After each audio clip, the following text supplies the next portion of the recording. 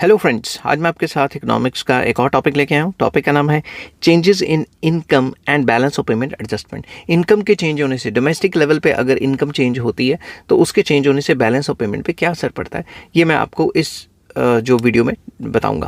और ये वीडियो काफ़ी इंपॉर्टेंट है यूजीसी और यूपीएससी के लिए, और इंटरनेशनल इकोनॉमिक्स में काफ़ी इंपॉर्टेंट मानी जाती है। तो चलिए, विदाउट वेस्टिंग एनी टाइम, पिछली वीडियो में मैंने बताया था कि प्राइस के चेंज होने से, डोमेस्टिक प्राइस लेवल के चेंज होने से बैलेंस ऑफ पेमेंट पे क्या असर पड़ता है।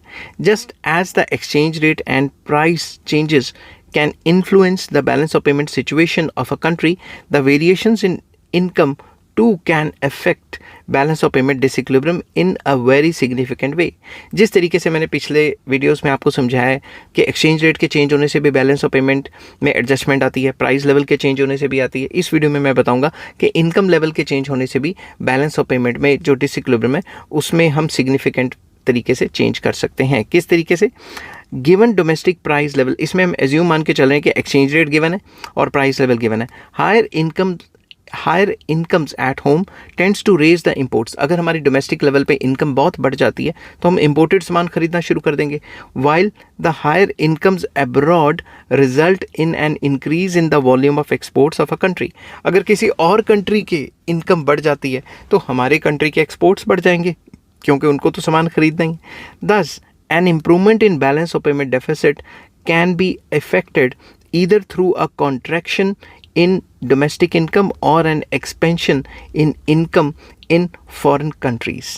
तो सिंपल वर्ड्स में, अगर हमने अपना बैलेंस ऑफ पेमेंट डेफिसिट कम करना है तो ये इनकम का जो क्राइटेरिया वो ये कहता है कि हम अपनी डोमेस्टिक इनकम को कम कर दें ताकि लोग बाहर से सामान खरीदना कम कर दें, जिससे कि इंपोर्ट्स कम होंगे, या फिर जो फॉरेन कंट्रीज़ के लोग हैं उनमें जो उनकी जो इनकम है वो बढ़ जाए ताकि वो अपने कंट्री में हमारे कंट्री से सामान खरीद पाएँ।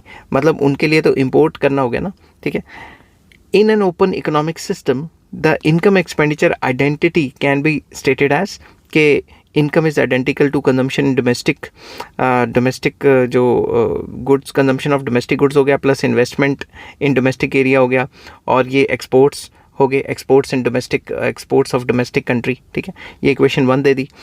The income in an open economy can also be visualised as the sum of the consumption of domestic goods. जैसे हमने CD बताया था, तो हम कंजम्पशन, अब इनकम आइडेंटिटी को इस तरीके से भी लिख सकते हैं कि consumption of domestic goods plus जो इम्पोर्ट्स हैं जितना किया, एंड सेविंग्स, इन तीनों को मिला के भी हम इनकम की आइडेंटिटी बना सकते हैं। तो अगर इक्वेशन 1 और इक्वेशन 2 को इक्वेट करें तो हमारे पास ये चीज़ आ जाती है। जो पहली वाली इक्वेशन है उससे ये जो राइट हैंड साइड है, और जो दूसरी वाली इक्वेशन है राइट हैंड साइड, क्योंकि इस साइड तो इनकम लेवल ही है ना, तो दोनों को इक्वेट कर दिया। यहाँ से जो कंजम्पशन ऑफ डोमेस्टिक गुड्स है वो कैंसिल हो गए, तो ये बचा ID plus XD is identical to M plus S। अगर M जो इम्पोर्ट्स हैं उसको हम लेफ्ट हैंड साइड पे ले आएँ, और ये जो आपका जो ID है इन्वेस्टमेंट इन डोमेस्टिक जो है कंट्री, उसको हम राइट साइड पे ले जाएं, तो ये वाली इक्वेशन बन जाती है हमारे पास, ठीक है। तो अब हम इसको डायग्रामेटिकली भी जो है डिस्कस करने की कोशिश करता हूँ आपके साथ। आई होप अगर आप साथ के साथ डायग्राम बनाएंगे तो आपको अच्छे से समझ आ जाएगा। Assuming that exports and investments are autonomous and imports and savings are the direct function of income. अगर हम ये मान के चलें कि जो एक्सपोर्ट्स हैं और जो इन्वेस्टमेंट्स हैं ये ऑटोनोमस है, मतलब ये हमें ऑटोनोमसली गिवन है। इसका मतलब ये कि ये पहले की वैल्यूज़ गिवन है, तो जो इनकम है वो डायरेक्टली असर डालती है, जो इनकम है वो डायरेक्ट फंक्शन है, डायरेक्ट सेविंग और इंपोर्ट्स को वो असर डालती है। ये बात आप याद रखना, ठीक है। अगर हम इन्वेस्टमेंट को, मैं दोबारा बोल रहा हूँ, अगर हम इन्वेस्टमेंट को और एक्सपोर्ट्स को ऑटोनोमसली गिवन ले लें तो ये जो हमारी सेविंग्स है और ये जो हमारी जो सेविंग्स है और जो इम्पोर्ट्स हैं, इसके ऊपर हमारी इनकम का डायरेक्ट असर होता है, ठीक है। The impact of income changes upon the balance of payment can be shown with the help of following diagram. Initially the equilibrium determined by the intersection of XD minus M and S minus SD। ये वाली curve है और ये वाली curve है, जहाँ दोनों cut करते हैं वही इक्विलिब्रियम होता है, क्योंकि दोनों इनकम के बराबर हैं। जहाँ दोनों इंटरसेक्ट कर रहे हैं इनिशियल सिचुएशंस पे, मान लो ये वाला पॉइंट है और इनकम लेवल है Y0, दोनों इंटरसेक्ट करते हैं at Y0 level of income with balance of payment deficit equal to OB। तो ये जो OB है, ये वाला एरिया, ये क्या है? ये डेफिसिट है, ठीक है। मैं इसको जूम आउट कर लेता हूँ। ये वाला एरिया डेफिसिट को बता रहा है। A fall in the level of income from y0 to y1 will bring about a decline in the amount of saving। जैसे ही इनकम गिरेगी, इनकम y0 से y1 तक गिर गई, और जैसे ही इनकम गिरी, ये जो कर्व है s माइनस आई डी वाली कर्व, ये हमारी लेफ्ट साइड को खिसक जाएगी, ये कर्व हमारी इस साइड को खिसक जाएगी।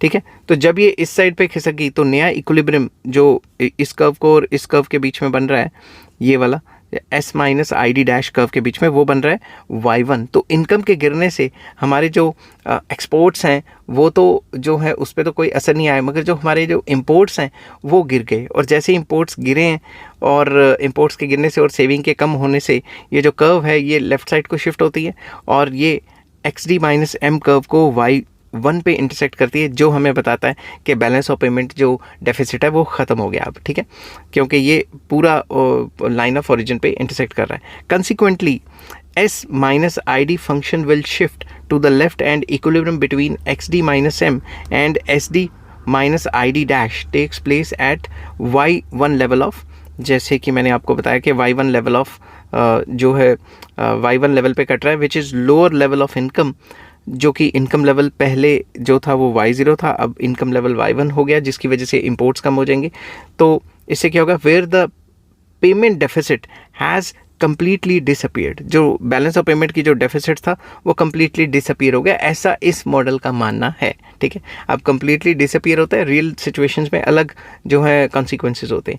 दस the appropriate changes in income can ensure an improvement in the balance of payment situation of a country. तो अगर हम अच्छे तरीके से इनकम्स में चेंज करें तो इनकम्स के चेंज करने से भी हम बैलेंस ऑफ पेमेंट को जो डिसइक्विलिब्रियम से इक्विलिब्रियम में ला सकते हैं, या बैलेंस ऑफ पेमेंट के जो डेफिसिट्स हैं उनको कम कर सकते हैं। मगर अब एक प्रॉब्लम आ जाती है, अगर सरकार अपनी कंट्री में इनकम गिराती है तो आपको लगता है सरकार दोबारा जीत के आएगी? ऐसा नहीं होगा, क्योंकि सरकार जीतेगी नहीं फिर, क्योंकि अगर लोगों के इनकम लेवल्स गिर रहे हैं तो सरकार को कोसते हैं लोग। डेमोक्रेसी में तो यही होता है। अब डिक्टेटरशिप तो है नहीं हर कंट्री में जैसे होती है, तो डेमोक्रेसी में अगर सरकारें कोई ऐसा स्टेप्स नहीं लेती जिससे लोगों की इनकम बढ़े, तो नेक्स्ट ईयर जब भी इलेक्शन का टाइम आता है वो जो लोग हैं वो उस सरकार को चूज़ नहीं करते। आई होप ये वीडियो आपको पसंद आई होगी। अगर पसंद आती है तो please like, share and subscribe. Take care, bye bye.